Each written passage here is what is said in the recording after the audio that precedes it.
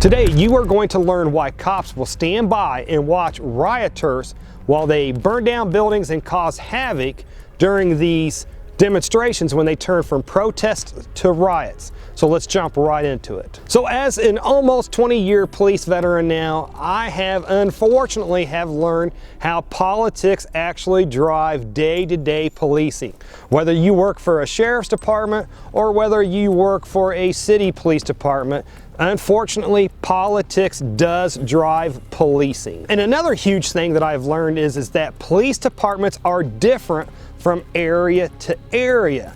And that police department many times is a direct effect of the people that live there and the type of politicians that those people elect. So if you live in a really liberal area, those people that live in that liberal area, they will elect a liberal sheriff, then they will elect a liberal mayor who will then appoint a liberal police chief, plus those people have a tendency to elect in liberal district attorneys or DAs or prosecutors who then decide who they will file charges against and who they won't. We got to remember as police officers, we arrest people for crimes.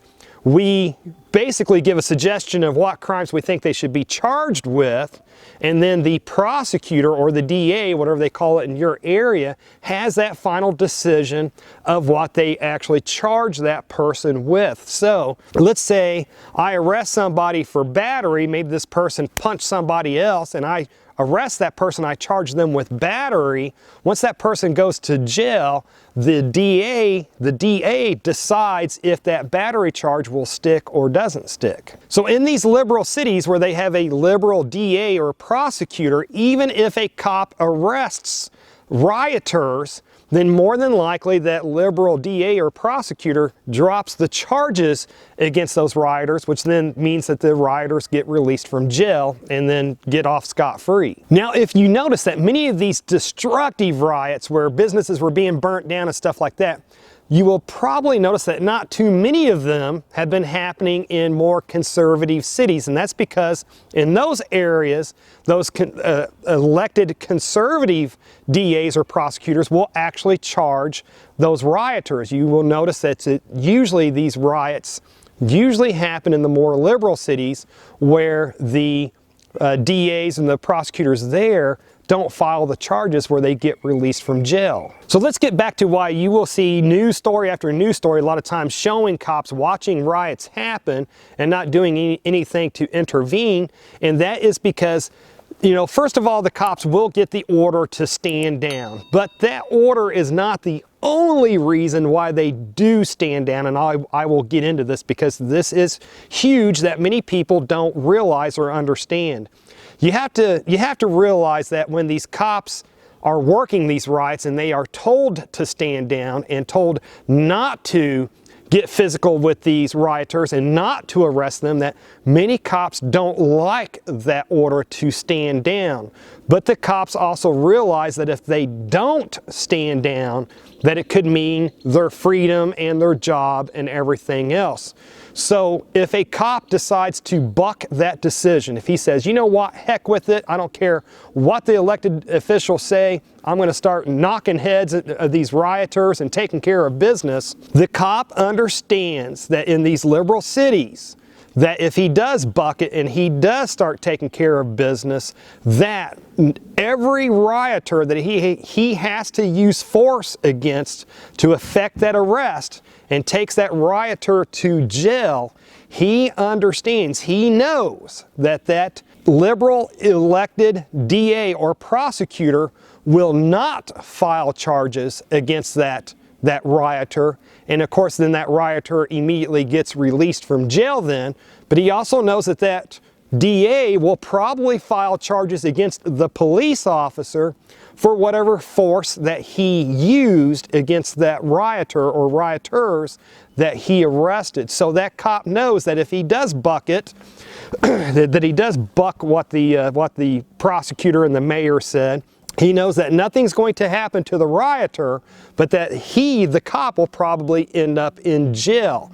And with that, that means he's going to lose his job, lose the ability to feed and house his family. So again, while nothing happens to the rioter, then the cop loses everything. So that the cops know that the best thing that they can do when they're stuck working these riots is just to hold the line and hope that they make it home safely that night. And I've actually seen examples of this where cops did what they were trained, used batons or pepper spray or pepper balls or whatever against not protesters but rioters, and then the DAs actually dropped the charges against the rioters and then filed charges against the cops. So then what happened with subsequent riots, then the cops stood down and said, you know what?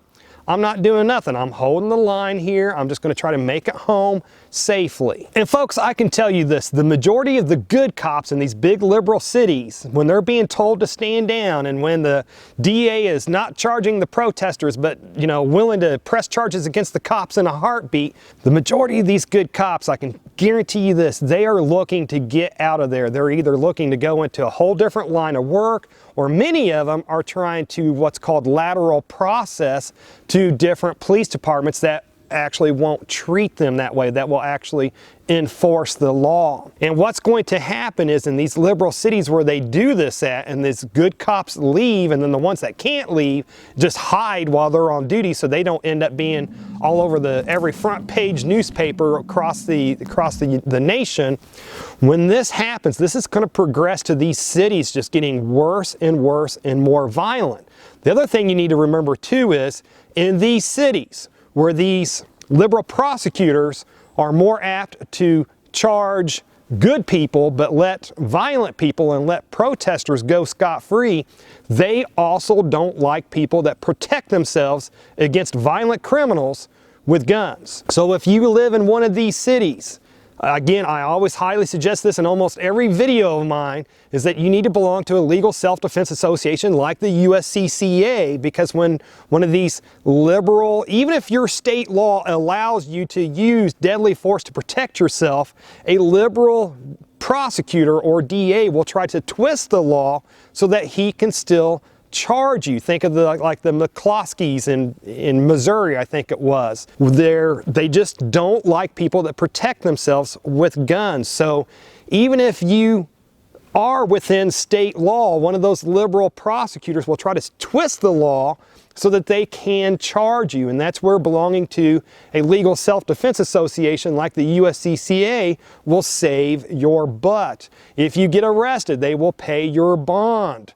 And then if it goes to court trial, they will provide free of charge expert self-defense attorneys that will explain to the judge and or to the jury of how your actions were reasonable and within state law, so you can hand a defeat to that crooked DA that's trying to mess with your life. And if you don't belong to the USCCA, I will put an affiliate link down below so you can check them out if you like. And whether you belong to the USCCA or to some other legal self-defense association, it's just important that you belong to one of them if you are a self-protector. So now I have a couple of questions for you, and I want you to comment down below with what your thoughts are. If an area elects liberal politicians, do those cities deserve to burn down by these protesters, or do you feel like that patriots should rise up and protect those businesses? So put your thoughts down below. And to learn why most of your shots will miss your bad guys should you be forced into a self-defense shooting,